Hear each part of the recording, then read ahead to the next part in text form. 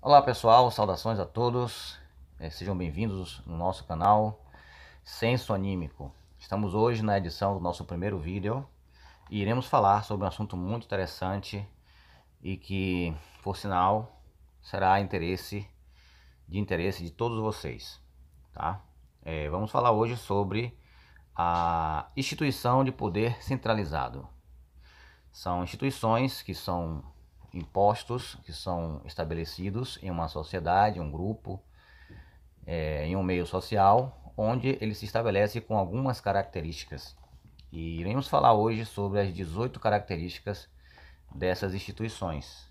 Claro que, obviamente, existem muito mais características do que essas e certamente poderão, poderão ser deixadas de falar aqui nesse momento, mas em um outro momento estaremos falando sobre elas.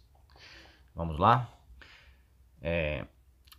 A primeira característica é que o poder ele é centralizado, obviamente. Ou seja, um poder centralizado ele se caracteriza pela ausência da segurança jurídica. É um sistema onde não há segurança jurídica, onde você não pode fazer uma invocação judicial, né, ou uma contestação ou uma reclamação judicial acerca de um tema, acerca de uma querela, acerca de um litígio.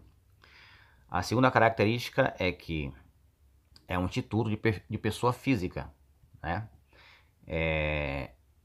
Ainda que esse instituto possa ter em seu rol legislativo uma característica jurídica, né? Ela se comporta internamente como pessoa física, né? Ou seja, a pessoa que abriu essa instituição ou que fundou essa instituição, seja ela política ou religiosa, comunitária, né, ou até mesmo da iniciativa privada, né, ela vai funcionar simplesmente como uma pessoa física, ela não vai funcionar como pessoa jurídica. A terceira característica de uma instituição de poder centralizado é que existe uma soberania pessoal, ou seja, a pessoa que administra esse sistema, que administra essa instituição, esse instituto, ela é uma pessoa soberana, ela se apresenta como soberana, como uma pessoa irretratável, uma pessoa que tem todas as características de uma pessoa que não comete erros, né? Uma pessoa que é infalível. A quarta característica ela tem características de instituto privado, já foi falado isso acima. Quinta característica, é uma instituição que se confunde com o fundador. Ou seja, todas essas características, né, elas parecem um pouco com monarquia, né? A monarquia absoluta ou absolutista, onde o papel do rei e do Estado são confundidos. Isso acontece também nos governos atuais, muitas vezes, onde o soberano, o representante, né, supostamente do povo, ele acaba assumindo também o papel de soberano, né, nessa instituição. Então, uma das características é que há uma confusão entre a instituição e também a pessoa do soberano. A sexta característica, a insubordinação hierárquica. A instituição ela não tem uma subordinação hierárquica bem clara, ela é bem confusa, ela não atua de forma disciplinária e de uma forma hierárquica, né? Ela pode haver sim pode possuir sim uma forma hierárquica, bem discreta, bem dissimulada, certo? Mas apenas em relação aos subalternos. Mas como a instituição ela é regida por um soberano, este não está debaixo a nenhuma autoridade.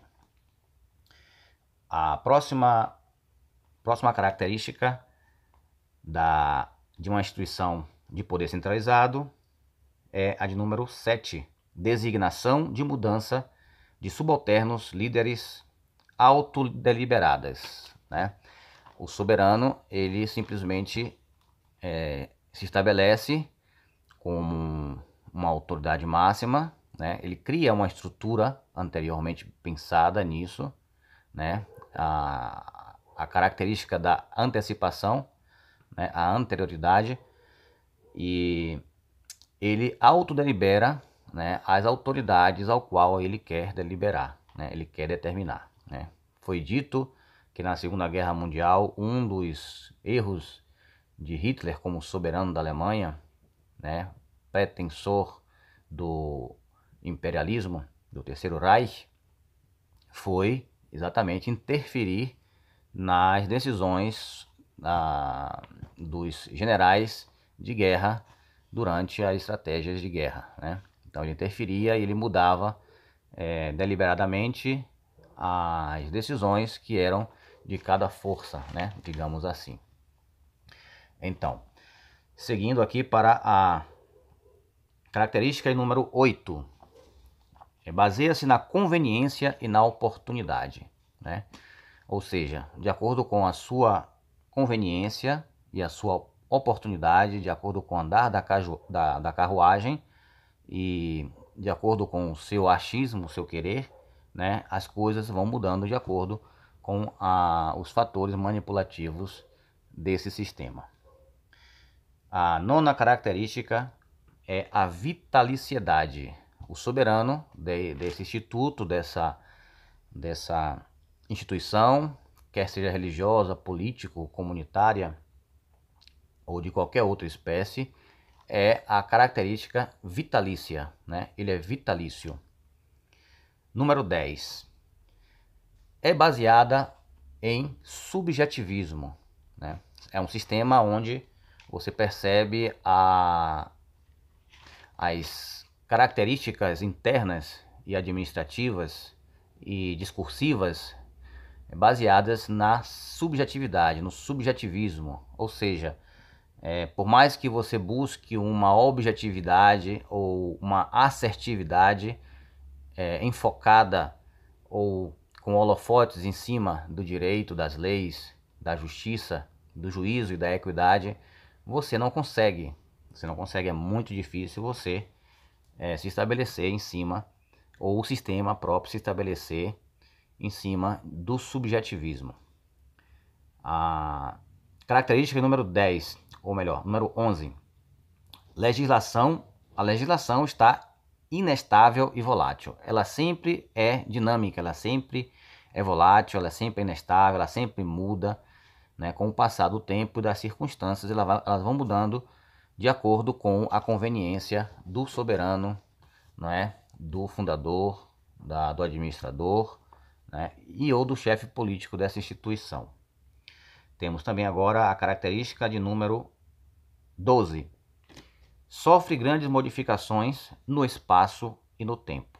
Como eu disse acima, ela sofre mudanças com a variação das circunstâncias e dos acontecimentos, de acordo com a vontade do soberano, né? Agora, a característica de número 13. Tribunal, juizado também são centralizados e constituídos por sectos. São tribunais, geralmente de exceções, sem nenhum tipo de prévio aviso, onde as pessoas são julgadas deliberadamente, sem presença ou sem as técnicas jurídicas das testemunhas, da defesa, né, da ampla defesa, o princípio de ampla defesa e contraditório. São simplesmente deliberadas de forma quase que aleatória ou segundo a vontade do soberano, né? Onde o réu geralmente não tem possibilidades, a mínima possibilidade de ser justificado. Geralmente porque o próprio juiz é o próprio advogado e o próprio acusador, o próprio investigador, né? Então existe uma confusão também nesse sentido, e aqueles que vão julgar também às vezes são sectos, né? São discípulos do próprio juiz. Então fica meio confuso porque você não encontra uma independência, uma autonomia no sentido do juízo e dos julgamentos para que seja feita a justiça como ela deve ser feita, né? Número 14, característica número 14, a liderança ela é autocrática e prepotente, né? Obviamente, diante dessas circunstâncias, a autoridade também, a liderança seria autocrática. Número 15, é baseado no espiral do silêncio e coercitivismo. São sistemas onde existe a coerção psicológica, né, onde é estabelecido aí um espiral do silêncio muito forte, onde você não tem mobilidades para agir conforme o juízo, a justiça e a equidade. Princípio de número 16. Funcionalidade feita através de controle mental e manipulações através de artimanhas e prestidigitações. É uma das características desses sistemas também, que é usado o controle mental e a manipulação através de artimanhas e prestidigitações. Nós temos também a característica número 16, né? É um governo ou administração aristocrática ou oligárquica. Geralmente é constituída de poucas pessoas, né? Onde existe uma elite dominante, onde essas pessoas elas exercem o poder nesses institutos, nessas sociedades, ou até mesmo religiões, né? Isso inclui qualquer tipo de sistema onde envolvam pessoas, sociedades e administração de pessoal. Característica número 18. Fundamentado em opressão e estereótipos. Existem a técnica, né, do manipulador, do prestidigitador, do abusador, o uso da opressão, né, o uso do medo. A opressão seria o exercício, né, abusivo e prepotente do poder, da arrogância e da terrorificação psíquica, né, psicológica das pessoas que estão envolvidas nesse sistema, onde muitas vezes elas aceitam esta imposição sobre elas mesmas.